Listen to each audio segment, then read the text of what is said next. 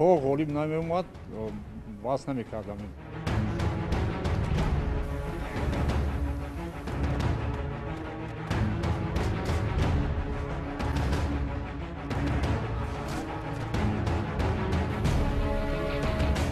اون چیزی که ما میفهمونیم در وقت تمرین بابا جون با یک فهموندن ما میفهمد.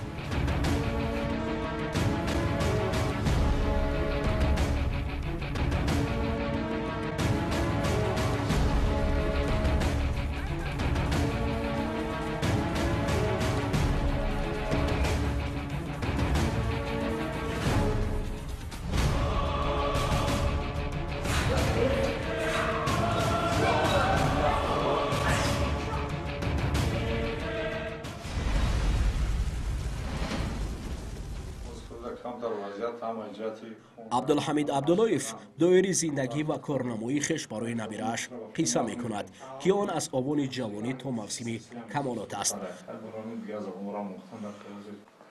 اما میان عکس و یادداشت‌ها همچنین نشان و سپاسنامه‌ها خوابیدند که نه از بابا بلکه نبیره او بابا جان است که در نتیجه راهنمایی او از مسابقه‌های بین‌المللی به دست آمدند.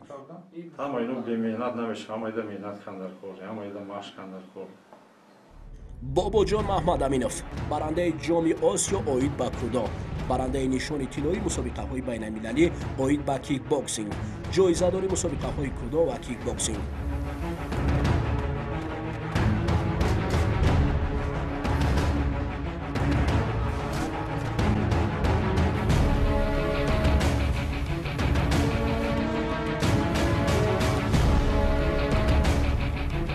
شیرزاد نورمرادوف مربی جوان رشته تکواندو ایتف و کودو، تالاری ورزشی چرخ، مکانی که آبان کودکی و ایام نخست گام‌های بابا جان را یاد دارد.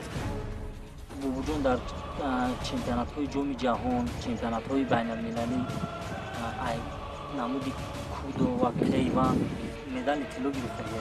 مربی این یک آدمی هست که با مثل پدرت میباشد و تو رو هم با مثل پدر نصیحت میکند و نمیخواهد که تو با یگان راهی بد روی و همیشه میفرماید که خود را معرفی کنی در دولت‌های دیگر. قهرمان برنامه ما از سن خورده شوق ورزش در قلبش جوش میزد و برای تالار رفتن دائما دامنگیری پدر بود. چون 11 سال را پر کرد نزد شیرزاد آمد تا او را تمرین دهد. شاید آن وقت نه به چنین شکل تمرین میکرد، اما با وجود همه قطار دیگر شاگردان او فعال بود. نخستین مکتب ورزشی بابا جان از مسابقه‌های داخله آغاز گردیده است. او در تاجیکستان 2 مرتبه در نمود کیک باکسینگ و 1 مرتبه در نوع کودو عنوان چمپیونی را کسب کرده است.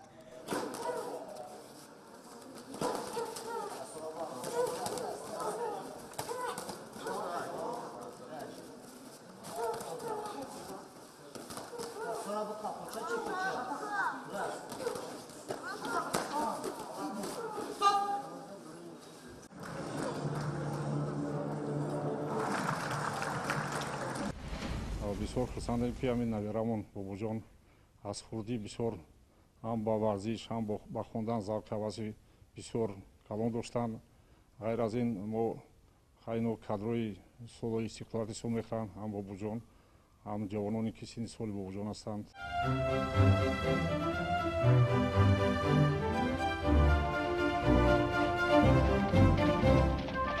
اینسبروک شهر در استریا.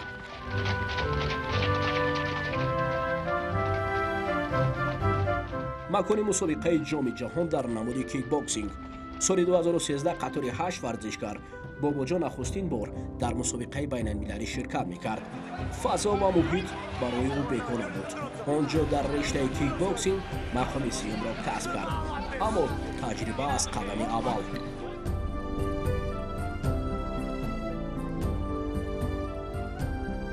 شهر مسکو مسابقه کشاده کودو بعد سپری 1 ساله در تاجیکستان نمود نو دامن پهن نمود. این نمود ورزش کودو بود.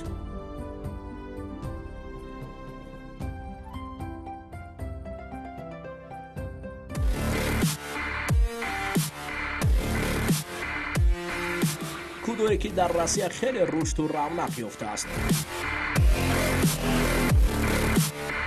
бори аввал баъди таъсисёбии федератсияи кудо дастпарварони ин намуди ҷопонӣ бо роҳбарии Фарҳод Муртазоев ва Шерзод Номуродов ба чунин чорабинии сафар баргардиданд.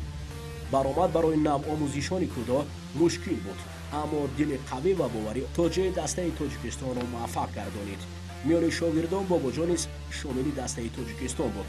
хеле ҷусаи хурд дошт, аммо дар майдони набард бо рақибони хориҷӣ қавӣ буд. то қисмати финалӣ омаду бо нишони нуқра қаноатманд шуд.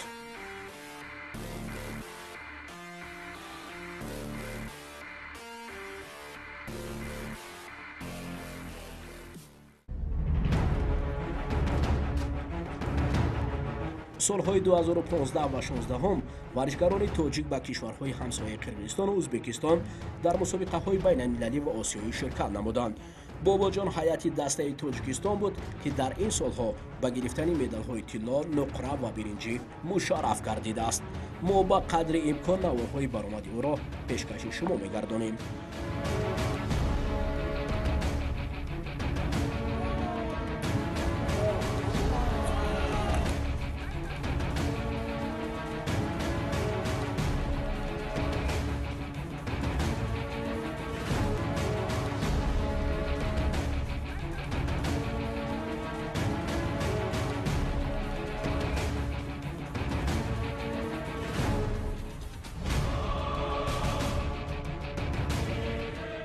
на як бор дар чемпионатҳои байналмилалӣ чанд бор парчами давлатро баланд бардошта ва ҷойҳои аввалро гирифтагӣ. назди бобо ин ҷомест ки охирон маротиба он аз ҷоми ҷаҳони кудо ба Тоҷикистон омадааст. ӯ ба кӯли бузург аст, ки ба даст омаданаш ҳам заҳмати пайвастаро аз қаҳрамони барнома талаб мекард. варзиш барои имконият метиҳад ки ҳам хондан, ҳам вақт рӯз шад наст ҳамин тақсим кунад, ки ҳам вақти варзишам, ҳам хонданам чошам бояд ки доимо худаш чӣ мекунад, нақша мекунад, ба нақша мегирад ки кадом вақт ба варзиш машғул шавад, кадом соат дарс хонад. азиз мерганов нафарест ки барои Бобоҷон ошност. барои ӯ паҳлӯи Бобоҷон хеле хотирмон ва равшан дар ёд боқӣ мондааст. ҳанӯз ки азиз ба ҳайси мураббӣ дар толори номбурда кор мекунад, баъзан барои ҳавасмандӣ бо ӯ намоишгари ҳунар назди шогирдон аст. чунин ҳолатҳо аксаран миёни варзишгарон ба вуқӯъ мепайвандад, ки мақсад таҷрибаи варзишист. من محمد امین باباجان رو از سالم میشناسم و کتیش تمرین میکردم در ادراس هم مشق میکنیم و او خیلی مسابقه‌های جمهوری در مسابقه‌های جام جهانی در برآمد کرده جای اول رو اشغال کردگی است و خیلی ورزشگر خوب میباشد.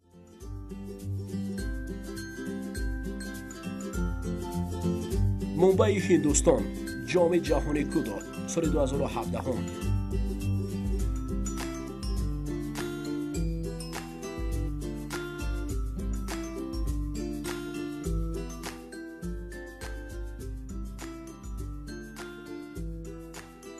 дастаҳои пурқуввати Россия, Ҷопон, Ҳиндустон ва чанде дигар барои ба даст овардани ҷом талош мекарданд. 7 варзишгар аз Тоҷикистон таҳти роҳбарии мураббӣ Шерзод ва раиси федератсияи кудо Хушнуд Ғиёсов ба ин чорабинӣ сафар баргардиданд. Бобоҷонро лозим омад, ки дар ин мусобиқа бо 3 рақиб ба тата мебарояд то соҳиби ҷом гардад. аввалин рақибаш мизбон буд, ки ӯро бо накалди техникӣ шикаст дод. дар даври дуюм бо рақиби англисаш рӯбарӯ шуд ва ӯро ҳам мағлуб кард. барои қисмати финалӣ ҳарифаш аз Россияро шикаст доду ин ҷомро ба даст гирифт. ҷопон бе тилло ва Тоҷикистон беш аз ҳама тилло.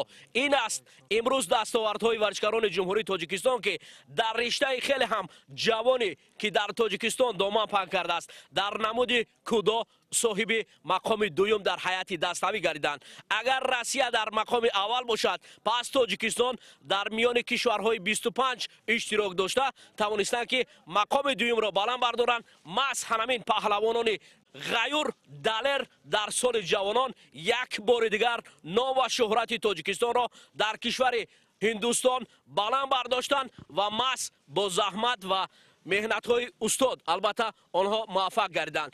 Бояд изҳор намуд ки ин ҷавонони тоҷик бори дигар исбот карданд ки онҳо қодир ҳастанд ном ва шӯҳрати Тоҷикистонро баланд бардоранд ва тоҷик будани хешро дар арсаи байналмилалӣ нишон диҳанд.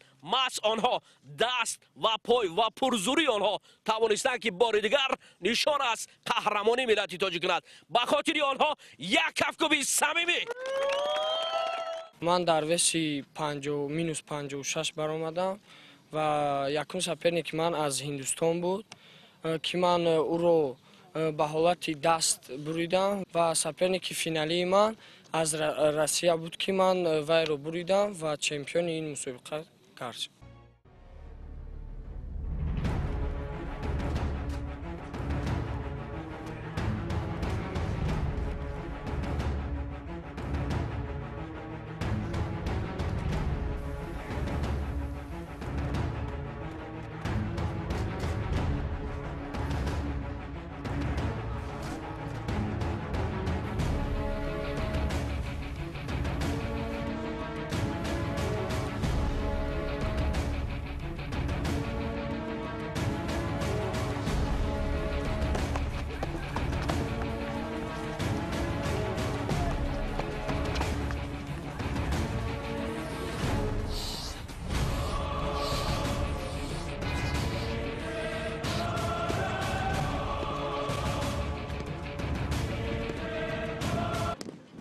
падараш ҳам дилбохтаи варзиш асту фаъолияташро дар намуди кудо мегзаронад. Пайваста дар тамринҳои фарзанд ширкат мекунад, то фарзанд сидқан машқ намояду номвари индиёр бошад. ҳоло ӯ ҳам тамрин мекунад ва ҳам таҳсил.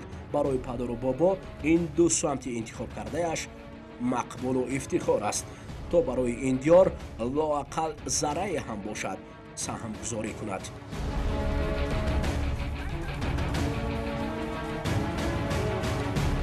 5 ноябр ба мусобиқа дорем, ба онҷо сафар кунем ва ҷои аввалро ишғол кунем ва парчами худро баланд бардорем.